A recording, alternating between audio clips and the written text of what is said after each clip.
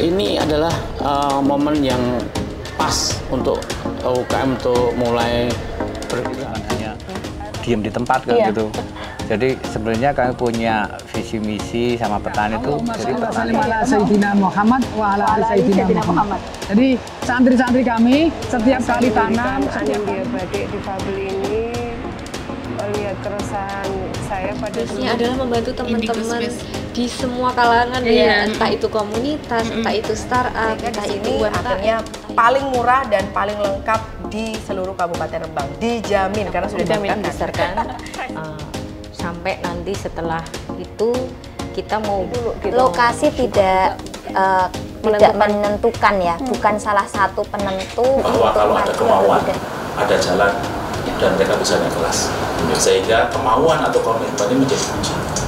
Ya baik Sobat Solo Pos dimanapun berada, narasumber kita pada talk show kali ini adalah ada Kepala Perwakilan Bank Indonesia Solo, Pak Nugroho Joko Prastowo. Selamat sore Pak Joko. Selamat sore ya. Wahmi, selamat sore ya. Kemudian ada juga kawan saya, Manajer Perjalanan Ekspedisi UMKM 2022, Mbak Ika Yuniati. Mbak Ika, apa kabar? Sehat, sehat. Sehat ya? Mungkin Pak Joko sehat juga nih? Sehat, pokoknya sehat, penuh semangat, kemudian siap memberi manfaat setiap saat. Pak, ini apa ini Pak? Iya, ini kayak udeng kayak apa gitu ya? Ini salah satu produk UMKM lah.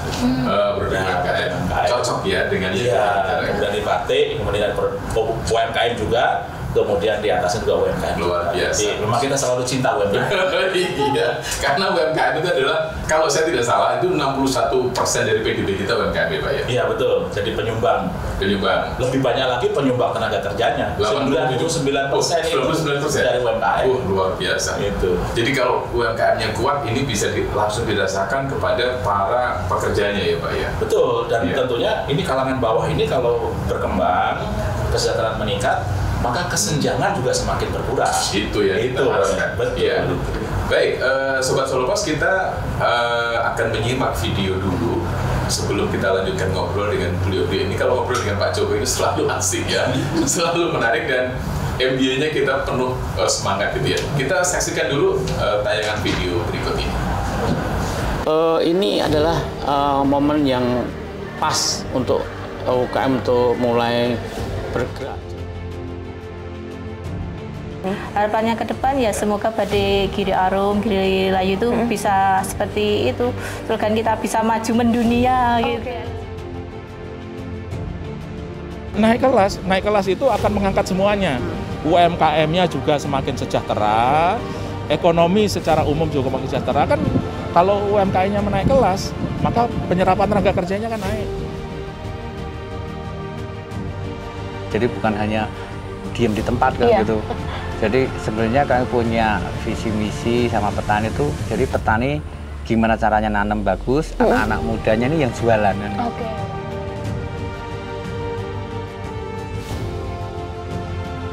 Allahumma sholli wa sallim ala Sayyidina Muhammad wa ala ali Sayyidina Muhammad.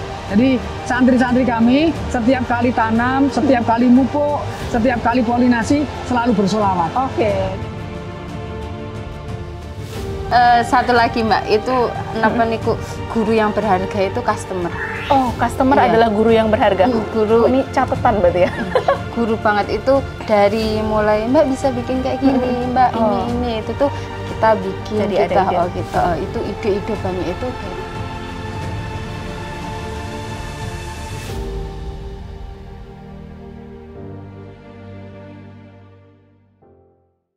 Ya, Sobat Solo Pos, tadi barusan kita simak sebuah tayangan video yang luar biasa ya. Kalau kita lihat sepak terjangnya kawan-kawan pengelola pegiat UMKM itu rasanya kita terbawa ya. Mereka bagaimana mereka jatuh bangun, kagetnya usaha dan bisnis mereka itu luar biasa. Nah, baik Pak Joko, sebelum kita bahas lebih lanjut nih Pak tentang ekspedisi UMKM atau ke UMKM secara keseluruhan, kalau profil UKM atau UMKM di Solo Raya itu, karena wilayah binaan Bapak kan di situ ya, itu seperti apa? Iya, kalau untuk profilnya ya, UMKM di Solo Raya ini ya sebenarnya sangat variatif. Jadi UMKM ini memang dari mikro, kecil, menengah gitu kan. Jadi yang mikro ada, yang sampai menengah ada. Jadi kapasitas maupun apa istilahnya kualitasnya juga berbeda, sangat variatif sekali. Dan kemudian ini juga sektornya banyak.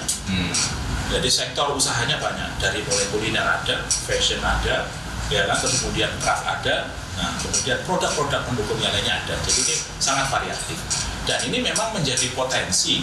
Agriculture juga ada. Agriculture juga ada, produk pangan juga ada, gitu. Dan olahan pangan juga ada. Nah, ini menjadi potensi karena apa? Sebenarnya inilah yang dibutuhkan oleh masyarakat dalam kehidupan sehari-hari. Nah, cuman ini perlu diberdayakan, perlu ditingkatkan supaya tidak kalah saing dengan produk-produk pabrikan dan juga tidak kalah saing dengan produk-produk dari daerah lain. Karena daerah lain juga berjuang untuk memberdayakan UMKM. Nah, itu yang kemudian kita motivasi, kita dampingi, kita latih gitu kan, sehingga diupayakan agar produknya itu berkualitas, UMKM-nya naik kelas, gitu kan. Produknya berkualitas, UMKM-nya naik. Iya betul, itu. Nah, jadi konsumennya puas. Ya konsumennya harus puas, gitu kan. Jadi beli produk UMKM itu jangan sampai mengecewakan, tapi justru harus menggembirakan. Kenapa? Karena dapat produk yang unik. Unik kan? Karena memang ini banyak handmade-nya, kemudian ada konten lokalnya, ya kan? Ada unsur-unsur seninya, ada unsur-unsur lokal wisdomnya. Nah, ini yang beda dengan produk pabrikan yang seragam gitu kan. Ini kan bagus. Nah, terus kemudian bagi pembeli juga ini ikut memberdayakan wong situ. UMKM rakyat kecil mengangkat derajatnya supaya naik kelas, kesejahteraan meningkat. Kalau ini dapat bersama-sama kan secara keseluruhan ekonomi Indonesia kan akan membaik gitulah. Pemerataan pendapatannya, kesenjangannya menurun, pertumbuhannya lebih tinggi, angkatan kerjanya juga kayak tadi yang disampaikan salah satu itu ya Pak. Betul. Bahwa pembeli itu adalah guru terbaik. Betul. Guru terbaik kemudian karena apa? Ya pembeli adalah raja, customer adalah raja yang harus kita turutin. Karena kalau kita tidak tadi istilahnya mengistimewakan customer, ya nanti kita tinggal customer nggak laku, gitu kan? Ya, jadi kalau di Solora ini Pak ada keistimewaan nggak? Misalnya yang Sukoharjo ini, yang Klaten ini, yang Wonogiri ini ada bukan karakteristik yang membedakan?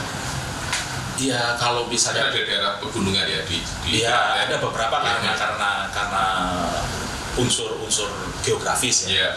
Misalnya kalau di Klaten nggak ada kopi, maka di daerah Karanganyar dan di daerah Wonogiri yang di lereng Lawu ada kopinya dan ada produk kopinya. Nah, itu karena geografis.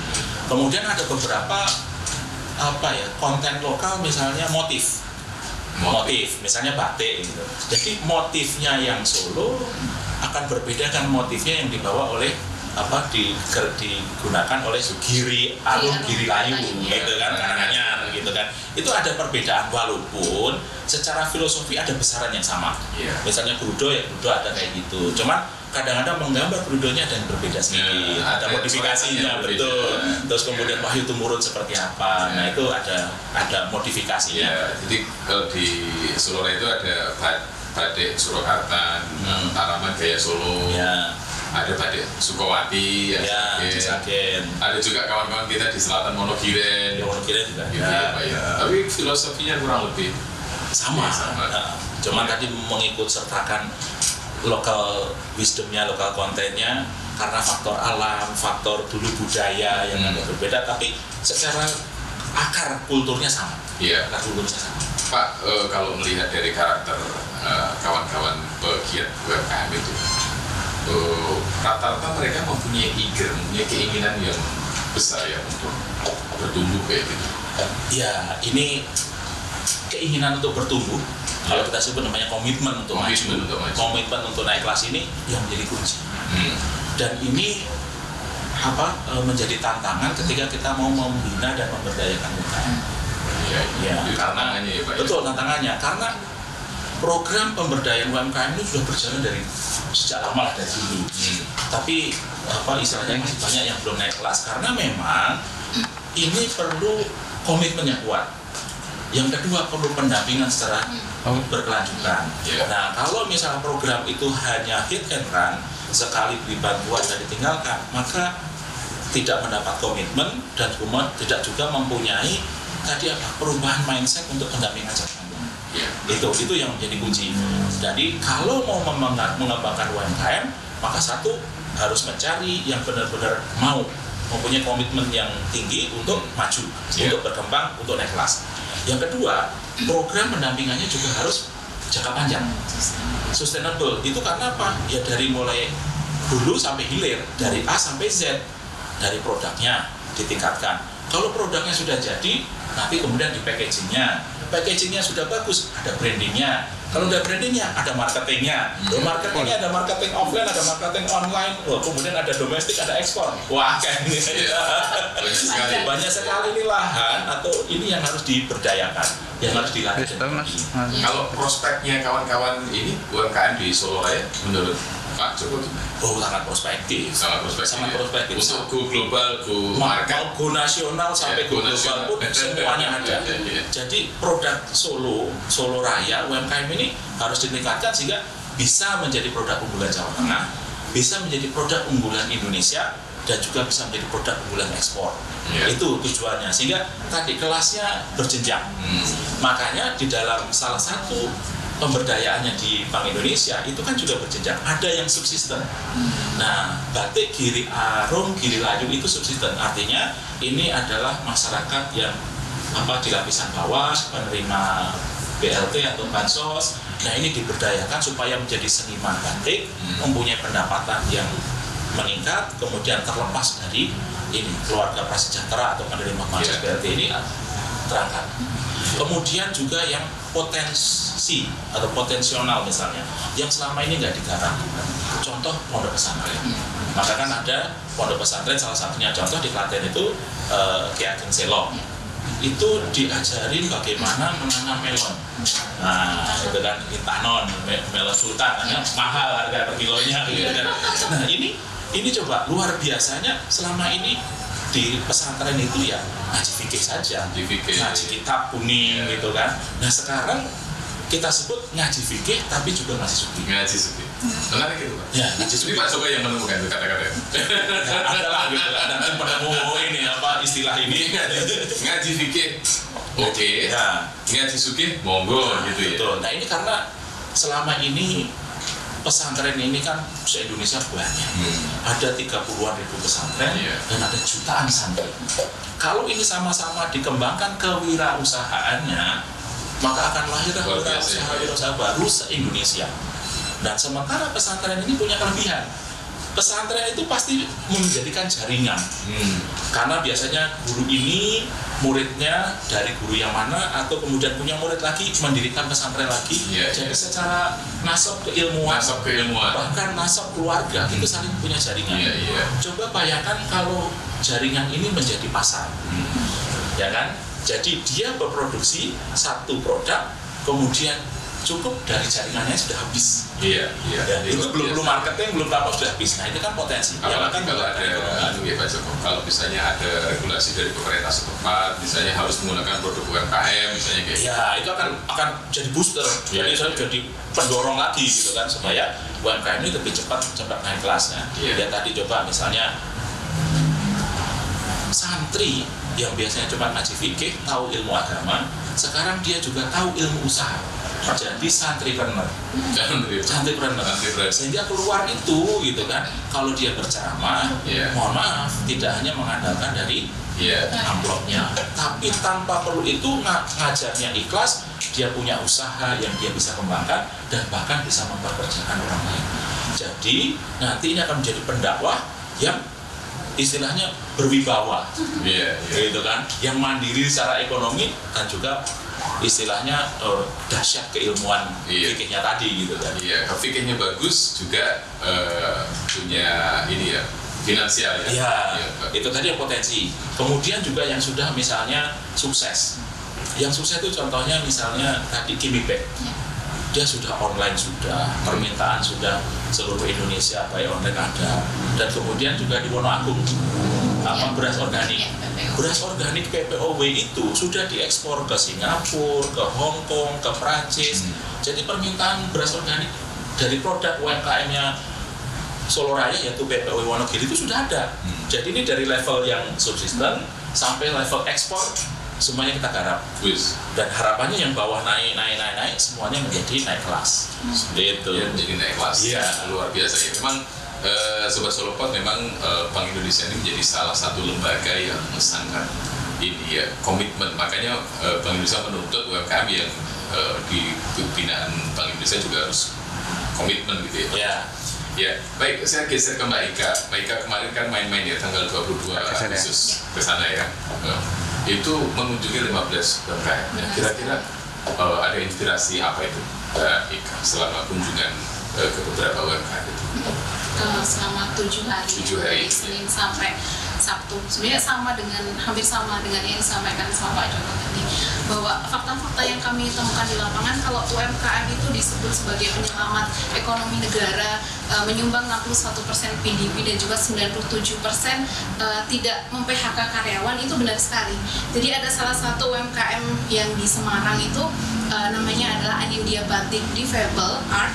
Itu malah justru ketika pandemi mereka itu malah merekrut teman-teman difabel. Ada yang difabel datang ke situ karena mereka di PHK dan mereka kemudian menampung untuk kemudian dijadikan sebagai karyawan.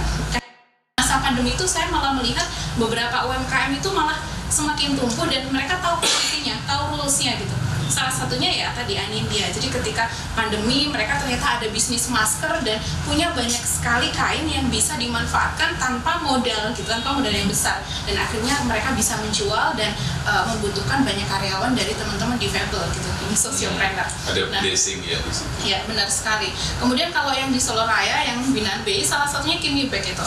Kimi Bag itu selama pandemi malah justru mereka juga tinggi gitu permintaan karena mereka basisnya website ya Pak ya. Jadi digitalisasinya Kimi Bag itu luar biasa. Jadi, dan selama pandemi kan peningkatan penggunaan digital kan juga luar biasa. Benar sekali Mas. Jadi justru pendapatannya meningkat dan yang pesan dari luar negeri, bahkan kemarin sempat dipesan dari Swiss sekitar 15.000 gitu untuk pouch di Swiss gitu. Itu luar biasa. Dan ada salah satu cerita di Kimi Bag itu yang menarik. Mereka kan awalnya hanya menjual pouch atau ini ya atau mungkin tas dengan harga 20-50.000.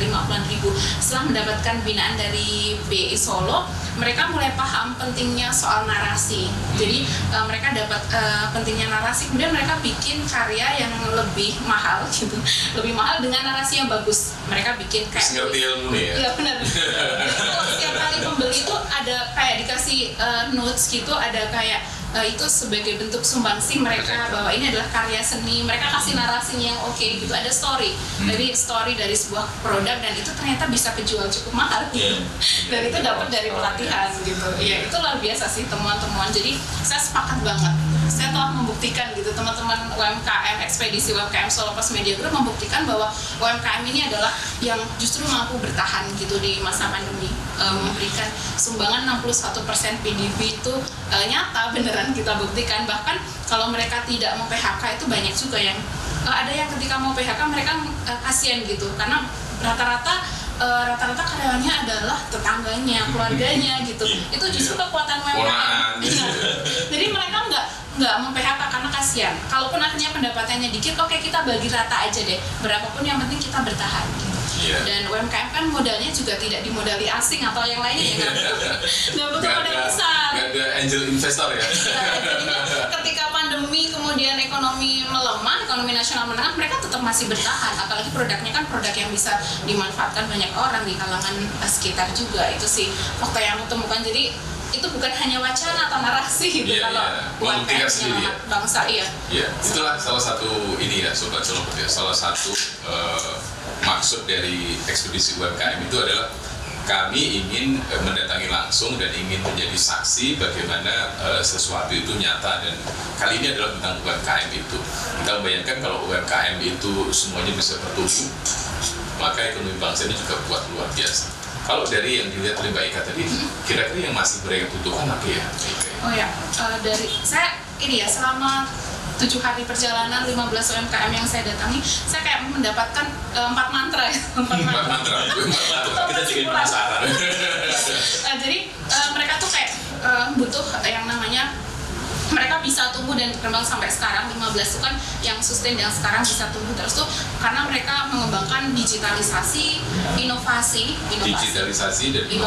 kemudian yang ketiga adalah manajemen usaha. Ternyata manajemen usaha itu penting banget untuk bisa tahu goalsnya nanti gimana. Dan terakhir adalah kolaborasi stakeholder ini ya tentunya seperti yang sangat butuh di pendampingan dari BI dan mungkin pemerintah setempat. Nah 4 ini menurutku adalah hal yang mereka lakukan gitu selama mereka bertahan termasuk di masa pandemi gitu. Salah satunya misal untuk soal inovasi ya di Semarang itu ada UMKM Bagelen Bekatul gitu. Mereka bikin diversifikasi produk dari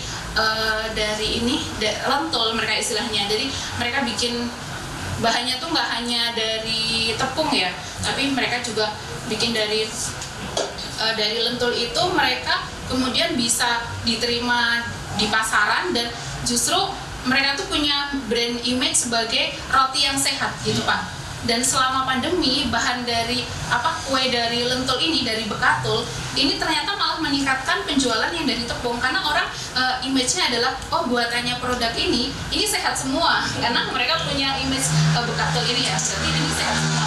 Nah kemudian ada banyak contoh gitu dari empat mantra yang saya sebutkan itu yang mereka akhirnya bisa sukses dan saya pikir dari keempatnya ini memang harus terus didukung ya. Misalnya termasuk di rumah BUMN Rembang. Rumah BUMN Rembang itu ternyata beberapa UMKM itu masih kesulitan misal mendaftar PIRT.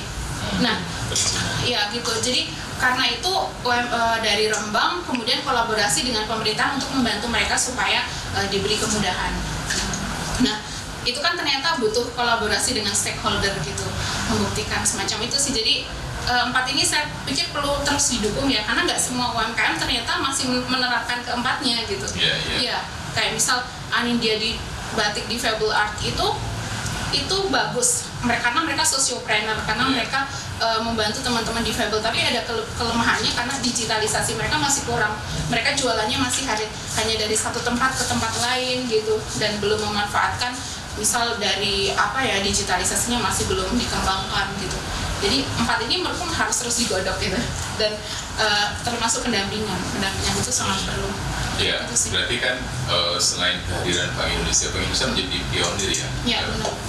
Saya kira perlu misalnya pemerintah daerah lebih ditingkatkan komunikasinya dengan UMKM ini. Kemudian ada juga kampus ya, kayak kampus perguruan tinggi mengirimkan mahasiswanya untuk atau jangan-jangan mahasiswanya harus belajar di sana. Iya malah belajar ya. KKN-nya sekarang harus ke UMKM. Itu kan menarik ya. Tapi kan anak-anak muda kan pasti lebih ngerti packaging, lebih ngerti narasi kayak gitu ya. Sesuatu yang kekinian. Maksudnya di Giri Arum itu ya Pak, itu kan sebenarnya para pengrajinnya sebelumnya buruh deh, buruh batik, yang ada di Solo. Tapi setelah adanya pelatihan, adanya pendampingan dari teman-teman BI, mereka punya ini juragan batiknya komplain kali kepada Pak. Buruh batik nggak bisa jadi akhirnya misinya adalah pengen jadi seniman, artinya seniman batik yang kemudian ada ekosistem ekonomi yang oke di Giri Layu itu dan mereka bisa nggak harus jadi buruh ke Solo. Ini menariknya ini ya, UMKM ini yang dibina oleh BI ini membangkitkan mimpi mereka untuk jadi sesuatu. Iya, bahwa kalau ada kemauan pasti akan ada jalan. Dan kemudian ketika ada teman, ya termasuk BI sini menemani, maka ya terbuka jalan itu untuk melangkah ke depan, sukses, dan kesuksesan ini yang perlu ditularkan semangatnya kepada pihak lain. Nah harapannya ekspedisi UMKM 2022 ini menularkan semangat itu, menularkan semangat itu kepada masyarakat, kepada pelaku UMKM lainnya sehingga tergerak.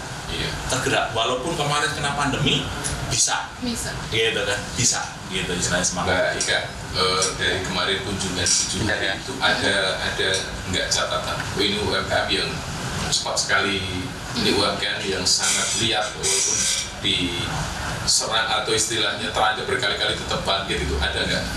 Ada yang menonjol nggak dari beberapa orang? Kalau dibilang yang mereka survive dan oke sih semuanya keren deh, itu luar biasa karena tapi ada tiga menurutku yang benar-benar keren dan itu sangat inspiratif gitu. Yang pertama adalah Yang pertama adalah Ipang Production, itu ada di Magelang. Jadi mereka itu UMKM yang berada di tengah kampung, bener-bener tengah kampung yang kalau mau masuk itu jalannya hanya bisa dilewatin 1 sepeda motor, Pak. Tapi dari situ mereka bisa berkembang dan terus berkembang sampai akhirnya punya rumah produksi 8 itu di samping-sampingnya. Dan peningkatan rumah produksi jadi 8 itu justru karena pandemi kemarin, karena dihantam pandemi mereka kemudian cari inovasi produknya apa gitu, sampai akhirnya omsetnya bertumbuh. Kenapa mereka bisa bertumbuh sampai sekarang itu? Karena mereka kemarin mendapatkan pendampingan pelatihan manajemen usaha. Makanya tadi saya garis bawahi manajemen usaha itu ternyata penting. 2021 awal mereka dapat pelatihan dari Dinkop UKM, kemudian 2021 akhir mereka sudah bisa menaikkan omset dari 150 juta jadi 500 juta. Ketika aku tanya kenapa dari 3 kali lipat ya? Iya benar, luar biasa. Ketika aku tanya kenapa bisa sampai setinggi itu, karena ketika pelatihan mereka dikasih tahu nih, kamu harus ada goals dalam usaha. Ketika kamu ada goals nanti harus ada di breakdowns-nya seperti apa, treatmentnya. Nah mereka beneran menerapkan itu, jadi pelatihannya beneran diterapkan dan akhirnya goals mereka 500 juta per bulan itu tercapai dan punya rumah produksi di samping-sampingnya. Nah inspirasi yang saya dapat dari mereka adalah ternyata punya usaha itu nggak harus berada di lokasi strategis. Nah ini mereka bisa dari kampung pun bisa bikin usaha yang sebesar itu dengan menyerap pekerja yang dari tetangganya, dari warga sekitar, benar-benar bisa menghidupkan masyarakat sekitar gitu. Termasuk yang Kimi Bag. Kimi Bag itu juga dari tengah kampung ya Pak ya. Jadi lokasinya sangat tidak terstrategis Mas. Pesantren di tengah kampung. Iya. Dan mereka itu juga bisa berkembang sampai bisa menjual tadi pouch di Swiss ribuan. Itu karena digitalisasi. Jadi artinya ini satu catatan penting bahwa manajemen usaha dan digitalisasi itu ternyata bisa era borderless ya. Sekarang kita nggak harus di tempat yang strategis, dari tengah kampung pun bisa. Karena aku pikir kalau bicara soal pertumbuhan ekonomi kita harus memikirkan ekonomi inklusi ya Pak. Yang itu harus semua masyarakat, nggak harus kota sentris, dan termasuk teman-teman yang teman-teman minoritas seperti difabel. Nah yang kedua adalah difabel art yang Anindya itu luar biasa, karena kadang orang kalau bicara UMKM goalsnya cuan, tapi di Difabel Arts ini enggak, goalsnya adalah bagaimana membuat kemapanan bagi semua orang termasuk teman-teman difabel. Jadi mungkin ini juga bisa jadi catatan dan perhatian stakeholder ketika nanti mau bikin program pengembangan UMKM, teman-teman yang arahannya adalah minoritas juga perlu dilirik gitu ya Pak ya. Jadi akhirnya ekonomi inklusif bisa nih dikembangkan ke semuanya gitu, nggak hanya di kota sentris atau nggak hanya teman-teman UMKM yang sudah jalan. Itu sih Mas. Mbak Ika menarik sekali masalah istilahnya di tempat terpencil pun di tengah kampung bisa berkembang. Itulah kelebihan digitalisasi. Bukan warungnya atau workshopnya yang strategis, tapi toko virtualnya yang strategis kan gitu kan. Jadi beralih sekarang menjadi toko virtual. Walaupun kita di tengah kampung, bahkan misalnya di lereng gunung, tetap sepanjang ada sinyal masih bisa kita jualan di e-commerce atau di website yang strategis. Saya yang wawancara aja semangat ini. Jadi salah satu kunci diyakini kemarin, semua yakin bahwa UMKM itu terdampak serius oleh COVID. Tapi yang menyelamatkan satu inovasi tadi, inovasi produk, gitu kan, packagingnya yang bagus, kemudian rasa dan sebagainya, kemudian yang tadinya nggak ada menjadi ada, lentul lagi kan dari nggak ada menjadi ada, misalnya itu kan inovasi. Terus kemudian digitalisasi, ya kan, digitalisasi. Terus kemudian tadi Mbak Ika bilang kolaborasi. Nah, salah satu yang didorong Bank Indonesia itu kalau terkait kolaborasinya bersama-sama ini adalah kelembagaan, ada namanya korporatisasi. Kalau UMKM ini suruh ngekspor semua, nggak mungkin ngekspor satu-satu. Tapi kalau bersama-sama ada yang mengekspor, ada kelembagaannya yang mengirim, pasti akan lebih efisien. Jadi namanya korporatisasi kelembagaan. Nah, terus kemudian nanti kalau sudah ada pelatihan, terus ingin berkembang lebih lanjut, tentu yang dibutuhkan adalah pembiayaan, akses pembiayaan. Kalau yang bisa jualan sampai tadi 500 juta gitu kan, ya mungkin untungnya cukup buat berkembang. Tapi kan tidak semua. Nah, sehingga kalau tidak semua mempunyai kapasitas untuk berkembang dengan keuntungannya, maka perlu juga akses pembiayaan. Nah, ini nanti yang misalnya di ujung Kalau udah sukses ya berkembang, ada akses kita perlukan. Jadi termasuk yang juga nanti akan difasilitasi business matching, kemudian financial matching, pembiayaan itu juga yang dilakukan oleh Bank Indonesia. Ya, Pak Joko, kalau membaca tadi yang disampaikan oleh Pak Ika, kalau yang dilakukan BI sendiri ada roadmap buat ini Pak, ya peta jalan, peta jalan dari pembinaan UMKM yang dilakukan oleh BI seperti apa?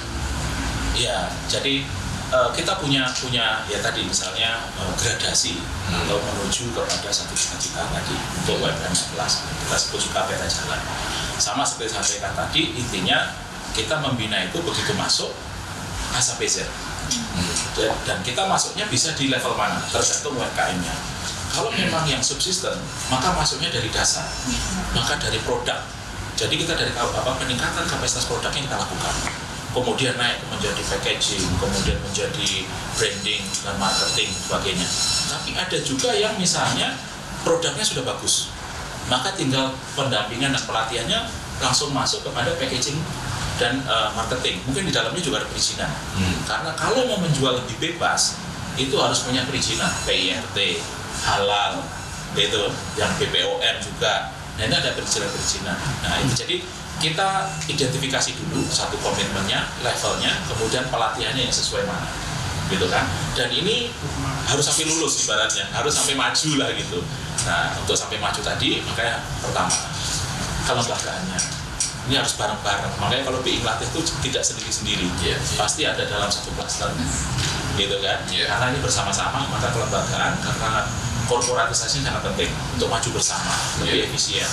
Yang kedua tadi kapasitas produk, nah ini kan yang akan ditingkatkan. Di dalamnya ada inovasi produk, bagaimana kita mengikuti customer sebagai guru dan juga sebagai raja, kemudian ngikutin teknologi dan zamannya, bahwa sekarang kekinian itu warnanya ya kalau batik ya agak lebih genjreng, warna pastel, nah itu kan juga kena. Terus kemudian sekarang ada tren istilahnya environmental friendly, eco printing dan sebagainya. Nah ini juga perlu kita pertimbangkan sehingga batik pun ada pewarna alam, gitu kan? Batik pun ada pewarna alam karena ini akan sustainable development. Jadi supaya berkelanjutan bahwa bumi kita, alam kita, sehingga ini menjadi jualan yang laku di luar negeri juga.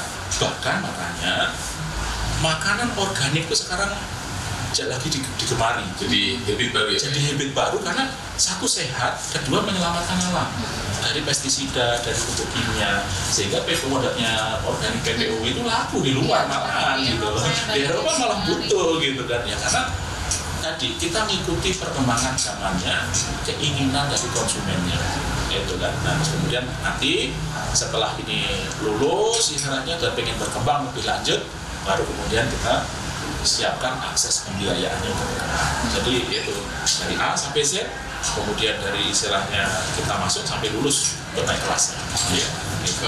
Kita juga pernah bekerja sama ya Pak ya, Solo Mas ini kita tahu. Jadi yang disiapkan itu kalau pelatihannya dengan BI itu ada di situ, ada packaging, ada digital marketing, ada hak cipta logo dan sebagainya, pengurusan PIRT dan seterusnya. Itu paket komplit lah kalau ikut pelatihannya di BI.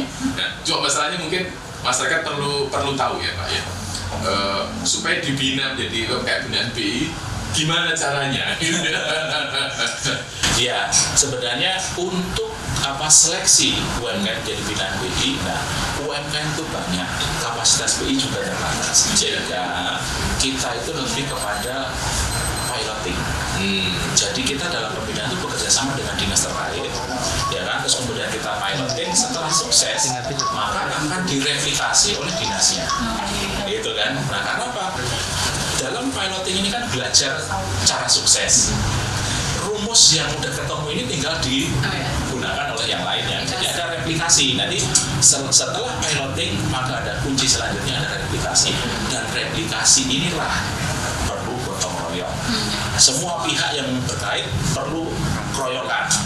Dinas perlu keroyokan dari pemerintah daerah, pemerintah kota, provinsi, kabupaten, akademisi juga perlu. Bahkan juga dari istilahnya asosiasi usaha ya kan perlu payung juga untuk mengangkat ini. Jadi ini perlu gotong royong bersama kalau sudah sampai tahap replikasi. Nah terus kemudian apa saja yang dicakup BI, karena BI salah satunya tugasnya terkait inflasi, maka ada produk juga yang terkait dengan pangan. Sehingga produk pangan, karena kecukupan pangan akan mengendalikan inflasi. Nah, sehingga kan ada produk pertanian seperti padi, kemudian beras organik gitu kan. Terus kemudian juga ada ya cabai gitu kan, dan produk turunan cabai.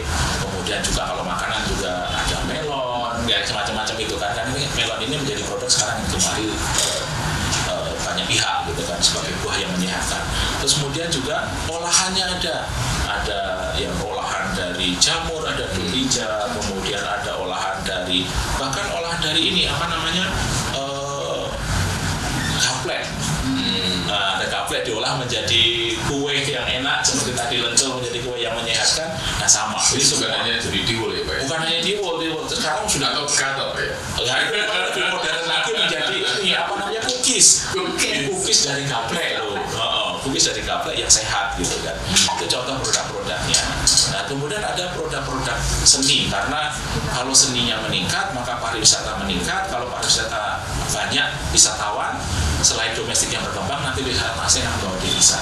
Kalau devisanya masuk, maka rupiah kita menjadi stabil dan kuat misalnya gitu. Sehingga kita batik namanya dari seni, handicraft juga beberapa bagian dari seni, termasuk produk yang gimme bag itu kan tas ya. Nah, tas ini juga didorong, tas ini lebih ramah lingkungan, sehingga lebih mau kanvas dan plastik atau mau kanvas dan apa istilahnya yang produk-produk pabrikan misalnya gitu kan. Karena itu adalah salah satu upaya tadi misalnya mengembangkan sesuatu yang lebih kekinian, lebih melihat ke masa depan, kemudian melihat trend centernya globalnya seperti itu. Iya. Baik, Sobat Solopos, kita sudah banyak yang ngobrol dengan Pak Joko dan Mbak Ika. Tapi mungkin yang terakhir ini Pak, salah satu kunci yang tadi disampaikan oleh Mbak Ika adalah digitalisasi. Ya, digitalisasi ini kan BI tidak bisa sendiri ya, perlu menggandeng stakeholder lain. Kalau dari BI sendiri Pak, yang dilakukan terkait digitalisasi ini, UMKM-nya? Ya, kalau pelatihannya ini kan banyak. Baik marketingnya kan kita lakukan dulu. Memang menggandeng pada ahlinya, karena BI tidak ahli di situ. Tapi ketika jualannya itu online, bayarnya kan pasti tidak cash lagi. Bayarnya harus non tunai, sehingga bisa menggunakan transfer atau menggunakan KRIS, Quick Response Indonesian Standard gitu kan. Dan sekarang pengguna transfer ini sekarang sudah banyak. Di Solo ini sudah mengejala dari tadinya susah memasarkan KRIS, sekarang hampir sebagian besar sudah pakai KRIS. Nah terus kemudian sekarang kalau pakai transfer bayarnya misalnya kan digital ya, nggak tunai gitu kan. Sekarang ada BIFAS. BIFAS ini adalah sarana transfer yang maksimalnya bisa sampai 250 juta langsung nyampe ya, 24 jam sehari dan 7 hari seminggu jalan terus, biayanya cuma Rp2.500. Ini masyarakat juga happy nih, karena BIFAS itu lebih murah ya. BIFAS pas gitu. Dan biayanya pas, cuma Rp2.500. Nah itu adalah bentuk digitalisasi pembayaran yang menopang digitalisasi penjualan tadi, marketing. Gitu kan, karena kalau nggak klop ya susah misalnya udah pakai website tapi masih COD ya kan, lama kan. Karena kalau COD duitnya tidak diterima langsung, pulangannya jadi tertunda. Tapi begitu langsung di enter nyampe, langsung bisa dipakai buat pulangan lagi. Nah inilah yang akan mempercepat transaksi ekonomi, sehingga ekonomi bisa tumbuh lebih tinggi. Itu. Baik, Mbak Ika minta closing statement ya dari pesan ekspedisi UMKM itu. Mungkin barangkali Mbak Ika ada saran nih buat pelaku UMKM. Kalau dari perjalanan kemarin mungkin memang ada 4 tadi ya. Saya tidak habis-habisnya digitalisasi, inovasi, digitalisasi, inovasi, dan juga manajemen usaha, dan jangan lupa untuk mungkin selalu ikut pelatihan yang ini kaitannya dengan kolaborasi. fasilitasi. Perhatian dengan dari manapun, baik dari pemerintahan maupun mungkin kalau di Solo Raya ada BI yang mungkin nanti bisa cari-cari informasi bagaimana bisa ikut jadi binaan BI. 4 ini adalah kunci supaya teman-teman kalau misal mau mulai usaha pasti bisa. Saya yakin bisa karena dari 15 itu semuanya memulai dari nol dan ada yang bahkan bingung mau ngapain dan ternyata mereka bisa sampai di level seperti sekarang ini. Jadi dan jangan khawatir dari manapun tetap bisa mengembangkan usaha dengan adanya digitalisasi tadi. Itu sih pesan saya. Iya, Pak Joko, Yuan closing statement Pak untuk menyemangati kawan-kawan kita UMKM. Ya, ini langsung tadi dari contoh hasil ekspedisi UMKM 2022 ya. Contoh itu membuktikan bahwa kalau ada kemauan, ada jalan dan mereka bisa naik kelas. Sehingga kemauan atau komitmen ini menjadi kunci. Dan kemudian tadi peningkatan kapasitas dengan berkolaborasi, berpelatihan, kemudian penguatan kelembagaan dengan tadi bersama-sama korporatisasi. Nah, ini akan menjadi penopang landasan untuk UMKM ini sukses naik kelas. Dan akan ditopang dengan banyaknya pelatihan, kemudian juga di sini pelatihannya juga istilahnya komplit, paket komplit. Di mana-mana ada. Jangan khawatir, kalau mau pasti ada pelatihannya, baik mulai dari produksi, kemudian packaging, marketing, branding, itu ada semua, sehingga kuncinya kemauan, dan kalau ada kemauan, ada jalan, saya yakin UMKM Indonesia, UMKM Solo Raya akan semakin berjaya. Ya, baik, terima kasih Pak Joko dan Mbak Ika dan Sobat Solo Pos. UMKM kita itu menyumbang 61 PDB ya, tapi dengan semangat dan kerja keras semua pihak, kawan-kawan UMKM dari seluruh Indonesia pasti akan bangkit, akan semakin meningkatkan ya potensinya, sehingga benar-benar UMKM-nya akan menjadi sagar guru ekonomi bangsa kita. Dan ketika UMKM menjadi sagar guru ekonomi, maka stabilitas ekonomi bangsa ini juga akan lebih bagus. Mudah-mudahan bermanfaat untuk pendengar semua, untuk sobat semua, dan kita lanjutkan nanti suatu saat kita bikin ekspedisi UMKM yang lebih sukses lagi. Matur nuwun Pak Joko, sampai jumpa lagi. Ya. Suami-suami, terima kasih semuanya. Terima kasih.